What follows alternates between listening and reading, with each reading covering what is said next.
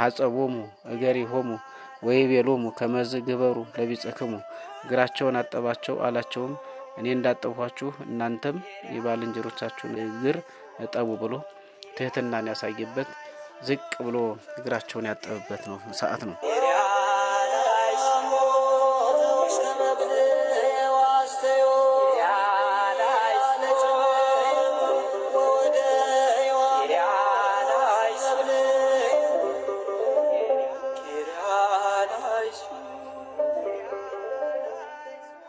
የማቴዎስ ወንጌል ምዕራፍ 26 ቁጥር 26 ላይ እንዲላል ሲበሉም ኢየሱስ እንጀራን አንስቶ ባረከ ቆርሶም ለደቀ መዛሙርቱ ሰጠና እንካችሁ ብሉ ይህ ሥጋዬ ነው አለ።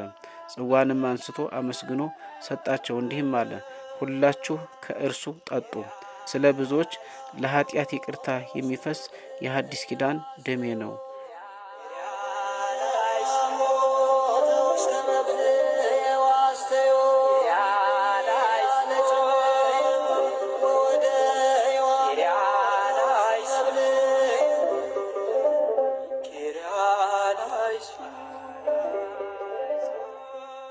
በስመ አብ ወወልድ ወመንፈስ ቅዱስ አሐዱ አምላክ አሜን። እንበለ ደዌ ወሕማም እንበለ ጻማ ወድካም ያብጽሐነ ያብጽሕክሙ አመ ከመ ዮም። ያለ ደዌ ያለ ሕማም ያለ ችግርና ያለ መከራ ያለ ስቃይ ለብርሃነ ትንሣኤው እንዲያደርሰን የእርሱ መልካም ፈቃድ ይሆንልን። የተወደዳችሁ የእግዚአብሔር ልጆች የቅዱሳን ወዳጆች በሰሙነ ሕማማት ከሰኞ ጀምሮ ያለውን ታሪክ በእያንዳንዳቸው እያዘጋጀው እያቀረብኩላችሁ እገኛለሁ። በዛሬው ዕለት ደግሞ የማቀርብላችሁ በሕማማቱ ሳምንት በሐሙስ የተፈጸሙትን ተግባራት ሐሙስ ምን ምስጢራት ይከናወናሉ የሚለውን ነው። እግዚአብሔር አምላክ እንደወደደ ለዚህች ዕለት ያደረሰን ስሙ ለዘላለም የከበረ ይሁንና ሕማማቱ ሕማሙን የምናስብበት ነው። መሰቃየቱን፣ መገረፉን፣ መሰቀሉን፣ መሞቱን ስለኛ ብሎ ሲገረፍ ስጋው ተቆርሶ ደሙ ፈሶ በባዶ አጥንት የቆመበት ከዚህም በላይ ደግሞ በመስቀል ላይ ተሰቅሎ ለኛ ሲል ሕይወቱን የሰዋበት መቃብር ያደረበትና በታላቅ ኃይልና ስልጣን ሞትን አሸንፎ የተነሳበትን የምናስታውስበት ነው ሕማማት። ይህን እያስታወስን የዕዳ ደብዳቤያችንን የደመሰሰው እንግዲህ ዲያብሎስን አሰራር ያፈረሰው የተዘጋችዋን የገነት በር እውነት መንገድ ሕይወት ሆኖ መክፈቱን እያስታወስን በደስታ ስለኔ ታመም ስለኔ ተሰቃየ ስለኔ ተገረፍ ብለን እያስታወስን የምንጾምበት የምንጸልይበት የምንሰግድበት ነው ሕማማት ማለት ነው። ልብ ይትከፈል ወህሊና ይዘበጥ ሶበ ይትናገር ሕማማቲሁ ለክርስቶስ። የክርስቶስን ሕማማት ስቃዩን መከራውን እንግልቱን የደረሰበትን በሚያስብበት ሰዓት ልብ ይትከፈል ልብ ይከፈላል ህሊናም ይመታል ይላሉ አባቶቻችን። ስለዚህ ሕማሙ መከራው እንግልቱ የደረሰበት ከባድ መከራን የተቀበለ እኛን ለማዳን ሲል ወደ ዋናው ዝግጅታችን እንምጣና በዕለተ ሐሙስ የተከናወኑ ተግባራት አንደኛው የደቀ መዛሙርቱን እግር አጥቧል።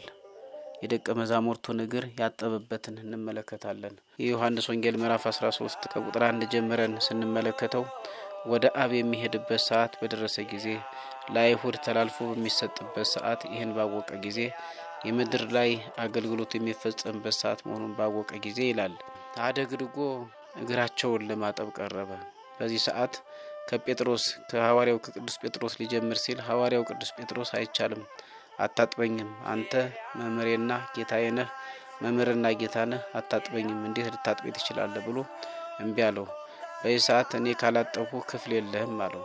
ይህም በሚናገርበት ሰዓት እንግዲያስ እግሬን ብቻ ሳይሆን እጄንና ራሴን ጭምር ነው ሲል እናንተ ንጹሐን ናችሁ፣ ሁለመናችሁ ንጹህ ነው፣ ነገር ግን ሁላችሁም አይደላችሁም የሚል ቃል ተናገረ። የታጠበ ዳግም መታጠብ ያስፈልገው ንጹሐን ናችሁ ብሎ ተናገረ። ይሄ ማለት ሁላችሁ አይደላችሁም ማለት አሳልፎ የሚሰጠው ይሁዳንም አሳልፎ እንደሚሰጠው ያውቅ ነበር መድኃኔዓለም ኢየሱስ ክርስቶስ። ከዚህ ክርክር በኋላ ጴጥሮስ ሻለና የሁሎችንም ደቀ መዛሙርት አደግድጎ ተንበርክኮ እግራቸውን አጠባቸው። በማበሻም እግራቸውን አበሰና ጥያቄ ጠየቃቸው። መልእክት ወይም ማሳሰቢያ ምን እንዳደረኩላችሁ አውቃችኋል? እኔ ጌታችሁና መምህራችሁ ስሆን እግራችሁን አጠብኳችሁ። እኔም እንደዚህ እንዳጠብኳችሁ እናንተም ደግሞ ለሌሎቹ እንደዚሁ አድርጉ ብሎ እግር በማጠብ አምላክ ሲሆን መምህር ሲሆን ዝቅ ብሎ እግራቸውን አጥቦ እነሱም መምህራን ቢሆኑም ወደ ዓለም ሁሉ ሊሄዱ ነውና ታላቅ አደራ ሊሰጣቸው ነውና በሚንቀሳቀሱበት ዘመን ሁሉ በህይወታቸው ዘመን ሁሉ በሚንቀሳቀሱበት እንዲህ እያደረጉ ትንሽ ነው ትልቅ ነው ሳይል ሰውን እያከበሩ እግርን እስከ ማጠብ እየደረሱ ወንጌል የምስራች ወንጌሉን እንዲያስፋፉ አብነት ሆኗቸዋል። በትህትና አሳይቷቸዋል። ሐጸቦሙ እገሪሆሙ ወይቤሎሙ ከመዝ ግበሩ ለቢጽክሙ እግራቸውን አጠባቸው አላቸውም እኔ እንዳጠብኳችሁ እናንተም የባልንጀሮቻችሁን እግር እጠቡ ብሎ ትህትናን ያሳየበት ዝቅ ብሎ እግራቸውን ያጠበበት ነው ሰዓት ነው። ዛሬም አባቶቻችን ቅዱስ ፓትርያርኩ ሳይቀር ከቅዱስ ፓትርያርኩ ጀምሮ ሊቃነ ጳጳሳት፣ ቆሞሳት፣ ቀሳውስት፣ ካህናት፣ ዲያቆናት ሁሉ ሊቃነ ጳጳሳት ካሉ ሊቃነ ጳጳሳት ዝቅ ብለው የጌታቸውን አርአያነት ምሳሌ በማድረግ ዝቅ ብለው ዲያቆናትን ያጥባሉ፣ ምእመናን እግራቸውን ያጥባሉ። ይህንን በተግባር የኢትዮጵያ ኦርቶዶክስ ተዋሕዶ ቤተክርስቲያን በዕለተ ሐሙስ በጸሎተ ሐሙስ በተግባር አባቶቻችን የሚያሳዩበት ሁኔታ ነው ማለት ነው። ስለዚህ በጸሎተ ሐሙስ አንዱ ከተከናወነው አብይ ተግባር መካከል የደቀ መዛሙርቱን እግር ማጠቡ ነው። አምላክ ሲሆን ጌታ ሲሆን የደቀ መዛሙርቱን እግር ዝቅ ብሎ ማጠቡ ነው አንደኛው ታሪክ።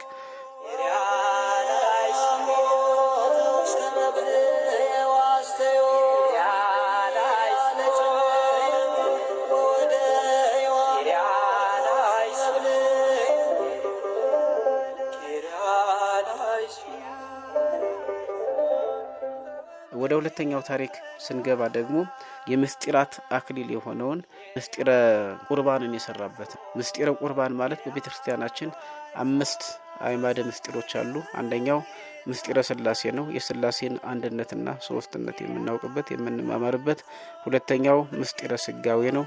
የክርስቶስን ሰው መሆን ሥጋ መልበስ ፍጹም ሰው ፍጹም አምላክነቱን የቃልን የአምላክን ሰው መሆን መዋሃዱን ሰው ሲሆን አምላክ አምላክ ሲሆን ሰው በተዋህዶ ፍጹም ሰው መሆኑን ፍጹም ሰው ፍጹም አምላክ መሆኑን የምንማማርበት ነው። ሶስተኛው ምስጢረ ጥምቀት ነው። ጥምቀት የአገልግሎት ሁሉ በር ነው። የምስጢራት ሁሉ በር ነው። ያልተጠመቀ ወደ መንግስተ ሰማያት መግባት አይችልም። የምስጢራት በር የሆነውን ምስጢረ ጥምቀትን በሶስተኛ ደረጃ እናያለን። አራተኛው ምስጢረ ቁርባን፣ አምስተኛው ትንሣኤ ሙታን ነው። ስለዚህ ወደ አራተኛው ስንሄድ ምስጢረ ቁርባንን የመሰረተው ጌታችን አምላካችን መድኃኒታችን ኢየሱስ ክርስቶስ ነው። ይህንንም በሐሙስ ዕለት የፈጸመው ነው። የማቴዎስ ወንጌል ምዕራፍ 26 ቁጥር 26 ላይ እንዲላል ሲበሉም ኢየሱስ እንጀራን አንስቶ ባረከ፣ ቆርሶም ለደቀ መዛሙርቱ ሰጠና እንካችሁ ብሉ፣ ይህ ሥጋዬ ነው አለ። ጽዋንም አንስቶ አመስግኖ ሰጣቸው፣ እንዲህም አለ ሁላችሁ ከእርሱ ጠጡ፣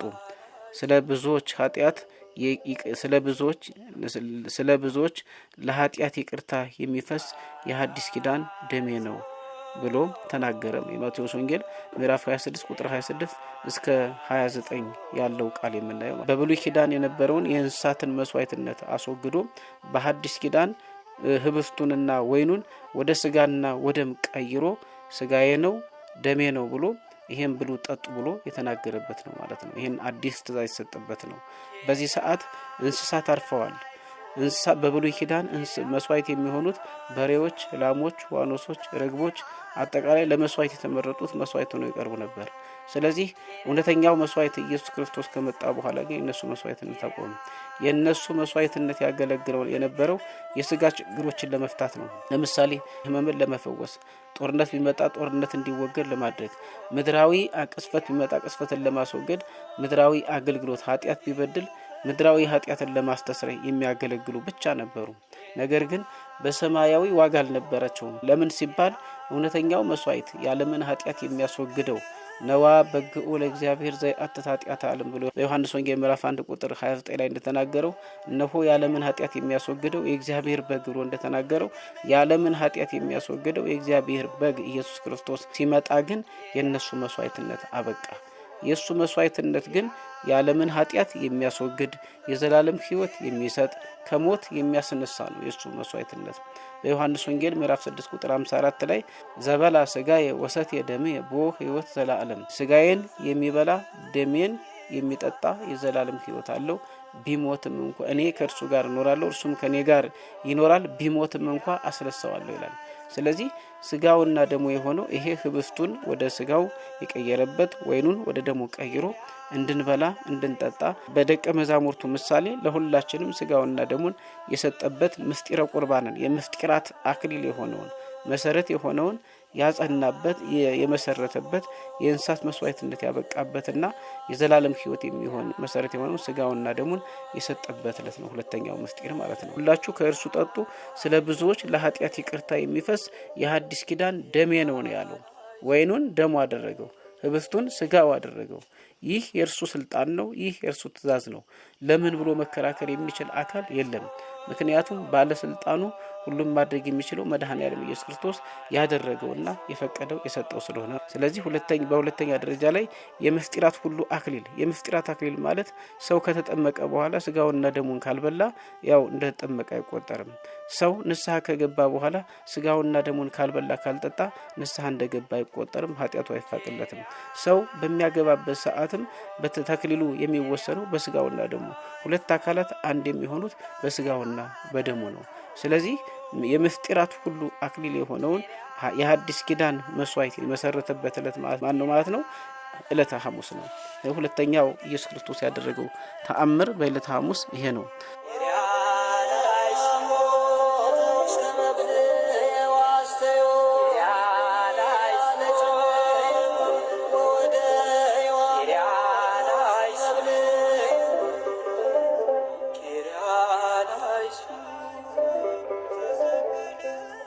ሶስተኛው በጌቴሴማኒ ጸልየዋል። የማቴዎስ ወንጌል ምዕራፍ 26 ቁጥር 41 ጀምራችሁ ብትመለከቱት በጌቴሴማኒ የጸለየበት ዕለት ነው። የምድር ቆይታው አገልግሎቱ የሚጠናቀቅበትና በአይሁድ እጅ ተላልፎ መከራ ተቀብሎ ተገርፎ ተሰቅሎ ሙቶ ከዚህ ዓለም የሚያልፍበት የሚሰናበትበት ሰዓት እንደደረሰ አውቆ ወደ ጌቴሴማኒ ሄደ ማለት ነው። የሚያሰቅለው ያሳልፎ የሚሰጠው ይሁዳም የት እንደሚሄድ ያውቅ ነበርና በራት ጊዜ ወጥቶ ሄዷል። ስለዚህ ወደ ጌቴሴማኒ ሄደ። በጌቴሴማኒ ይጸልይ ነበር። አባት ሆይ የሚቻልስ ቢሆን ይህ ጽዋ ከኔ ትለፍ እያለ በጭንቅ ጸልየዋል፣ በመከራ ጸልየዋል።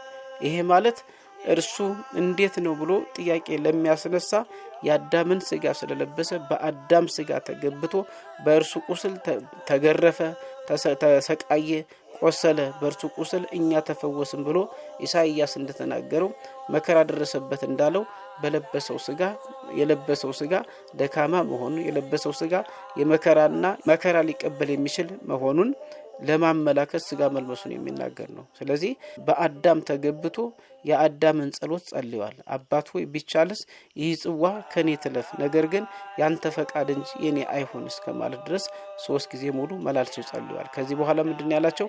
ደቀ መዛሙርቱን ጸልዮ ሲመለስ ተኝተው ያገኛቸዋል። እንቅልፍ ጥሏቸው ወደ ፈተና እንዳትገቡ ትጉና ጸልዩ ይላቸዋል። እነሱ ግን መቋቋም አልቻሉም። ከሶስተኛው ጸሎት በኋላ ግን ኑ ተነሱ እንሂድ፣ ከእንግዲህ በኋላ የሰው ልጅ ሊሰጥ ጊዜው ደርሷል፣ አሳልፎ የሚሰጠኝም በደጅ ቀርቧል አላቸው። እንግዲህ በሩቅ ነው ያለ፣ ነገር ግን በቅርብ አድርጎ ያያል።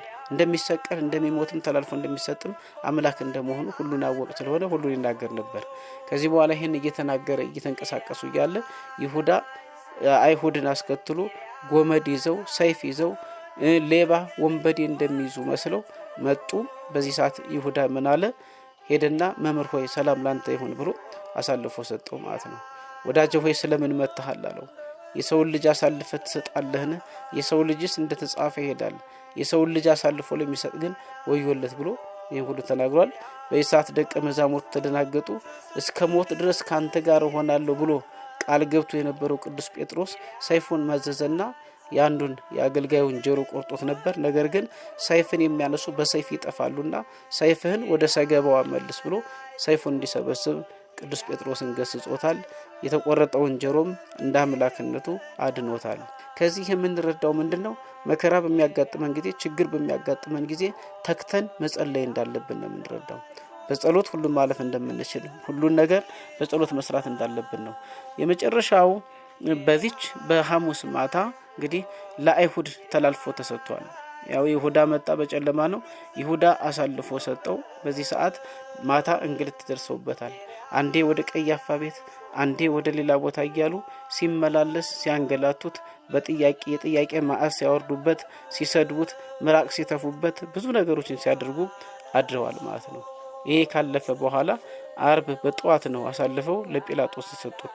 ስለዚህ በዕለተ ሐሙስ የምናስታውሳቸው አንደኛ የደቀ መዛሙርቱን እግር ማጠቡን የዮሐንስ ወንጌል ምዕራፍ 13፣ ሁለተኛ የምስጢራት አክሊል የሆነውን ምስጢረ ቁርባንን የሰራበት የማቴዎስ ወንጌል ምዕራፍ 26 ላይ የምናገኘው የብሉይ ኪዳን መስዋዕት አሳልፎ የሐዲስ ኪዳን መስዋዕት የተካበት እንስሳዎች በአጠቃላይ የእንስሳት አይነቶች መስዋዕትነት ያበቃበት ጊዜያዊ መስዋዕት ሳይሆን ዘላለማዊ መስዋዕት የሆነው በስጋ የሚፈውሰው በስጋ የደከመውን የሚያጠናው ጥበብ፣ ሞገስ፣ ብርታት የሚሆነውን በነፍስ ደግሞ የዘላለም ሕይወት የሚያሰጠውን ከሞት የሚያስነሳውን ስጋውንና ደሙን የሰጠበት ህብስቱን ወደ ስጋው ወይኑን ወደ ደሙ ቀይሮ የሐዲስ ኪዳን መስዋዕት ይሄ ነው ብሎ የሐዲስ ኪዳን መስዋዕትን የመሰረተባት ዕለተ ሐሙስ ናት። ስለዚህ የሐዲስ ኪዳን ሐሙስም ልትባል ይገባታል። ምክንያቱም የብሉይ ኪዳን ስራ አልተሰራባትም። እንደ የብሉይ ኪዳን ሐሙስ እንደነበረችው እንስሳዎች አልተሰውባትም። በሐዲስ ኪዳን ሐሙስ ሐዲስ ምስጢር ተሰርቶባታልና የሐዲስ ኪዳን ሐሙስም ትባላለች። ስለዚህ ይሄ ነው። ሌላ የነጻነት ሐሙስ ይባላል። እንስሳት ነጻነትን አግኝተዋል። የሰው ልጆች ስለ ነጻነት የተነገረበትም ስለሆነ የነጻነት ሐሙስም ተብላ ትጠራለች። ሌላኛው በጌቴሴማኒ ጸልየዋል። እኛም መከራ ሲደርስብን መጸለይ እንዳለብን በጸሎት ፈተናውን ማለፍ እንድንችል የጸሎትን ስርዓት አስተምሯል። የመጨረሻው ለአይሁድ በዚህ ሰዓት ተላልፎ ተሰጥቷል። መከራውን በትዕግስት የተቀበለበት ሰዓት ነው። እኛም የትኛውም ፈተና ቢደርስብን በጸሎት በትዕግስት መጠበቅ እንዳለብን ያስተምረናል። ስለዚህ በሰሙነ ሕማማት ያሉ ዕለታት እያንዳንዱ ኢየሱስ ክርስቶስ ተአምር የሰራባቸው የሚነገርባቸው ዕለታት ናቸው። እናም በሐሙስ የሚታሰቡ ይሄ ነው። ሌላኛው ይቅርታ መርሳት የሌለብኝ ጉልባን አለ። ጉልባን የሚባል አለ። ከክክ ነው የሚሰራ፣ ከገብስም ከምንም ከክክም ተሰርቶ ያልቦካ ነው ወይም ያልቆመጠጠ ነው። በፍጥነት ተቀቅሎ የሚበላ ነው። ምክንያቱ ምንድነው ሲባል እስራኤላውያን ከግብጽ ምርኮ ለ430 ዘመን ሙሉ ከነበሩበት ምርኮ ነፃ በወጡበት ሰዓት ነፃ ሲያወጣቸው እግዚአብሔር ምንድን ያደረገ የቦካ እንጀራ ለመብላት አልቻሉም። ያልቻሉበት ምክንያት ምንድነው? በጉዞ ላይ በእንቅስቃሴ ላይ ስለነበሩ እለት እያበሰሉ እለት እየቀቀሉ ይበሉ ስለነበረ እነሱን ለማስታወስ ከነሱ የመጣ ነው። ከእስራኤላውያን ብዙ ባህሎች አሉ። በከበሮ የማገልገል፣ በጸናጽል የማገልገል፣ በመቋሚያ የማገልገል፣ እንደዚሁ በእምቢልታ በእንዚራ በምንላቸው ሁሉ አጠቃላይ ከነሱ በብሉይ ኪዳን ጊዜ ሲያገለግሉባቸው የነበሩ ናቸው። ስለዚህ እንደዚያ ሁሉ ይሄ ጉልባንም ያንን ለማስታወስ የሚደረግ ያን በሚንቀሳቀሱበት ሰዓት ያን እየበሉ የተንቀሳቀሱትን ለማስታወስ ነው ይሄ የተደረገው ሲሉ አባቶቻችን ይነግሩናል። ስለዚህ ይሄ ነው የሚፈጸመው። የጉልባን አሰራርም ያው እናቶቻችን ስለሚያውቁት ወደ ውስጥ መግባት አያስፈልግም። እናም በሐሙስ በጸሎተ ሐሙስ የተደረጉ እነዚህ ተግባራት ናቸው። ጸሎተ ሐሙስ የሚባለው ኢየሱስ ክርስቶስ ዋናው የጸለየው የእሱ ጸሎት በኩር ስለሆነ መሰረት ስለሆነ ጸሎተ ሐሙስ ተብሎ ይጠራል ማለት ነው። ስለዚህ በሐሙስ የነበሩ ናቸው። በዕለተ ዓርብ የተሰሩ ታሪክ የመጨረሻው የዕለተ ዓርብ ብዙ ታሪክ የተሰራበት ብዙ ተአምር የተፈጸመበት ነው። እሱንም እንዲሁ አዘጋጅተን እንቀርባለን። እንግዲህ ሁሉን ማድረግ የሚችለው የሰራዊት ጌታ አምላካችን ልዑል እግዚአብሔር እንበለ ደዌ ወሕማም እንበለ ጻማ ወድካም ያብጽሐኒ ያብጽሕክሙ ያለ ደዌ ያለ ሕማም ያለ ችግር ያለ መከራ ያለ ስቃይ ለብርሃነ ትንሣኤው በሰላም እንዲያደርሰን የእርሱ መልካም ፈቃድ ይሁንልን። አገልግሎቱን እንዲስፋፋ ሰብስክራይብ እና ሼር አድርጉ። ሁሉን የሚያደርግ አምላክ ስሙ ለዘላለም የከበረና የተመሰገነ ይሁን። ወስብሐት ለእግዚአብሔር። ይቆያል።